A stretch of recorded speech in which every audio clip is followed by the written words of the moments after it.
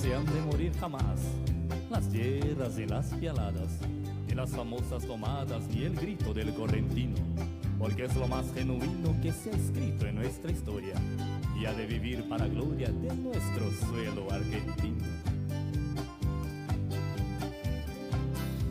Departamento de Libre, allá la estancia Luján, y el gaucho Tito Bomblán, reunido su fiel pionada, mate y en las madrugadas, mientras señor el churrasco, y de mano en mano el frasco, entre refrán y humorada.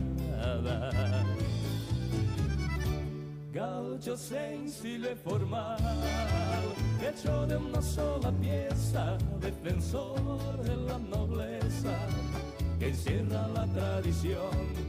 Poncho, vicuña y facón, sombrero aludo y barbijo, luce el paisano prolijo que nombra de mi canción.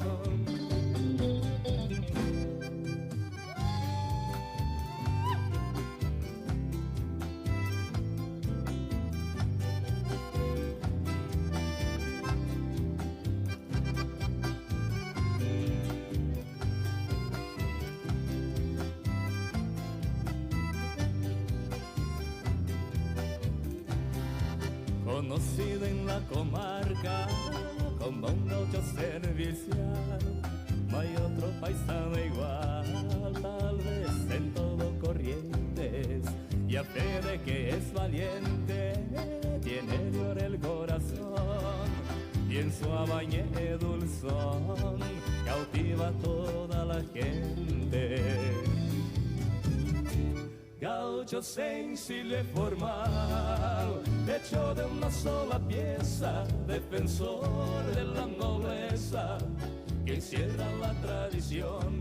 Poncho, vicuña y facón, sombrero aludo, barbijo, luce el paisano prolijo que nombra de mi canción.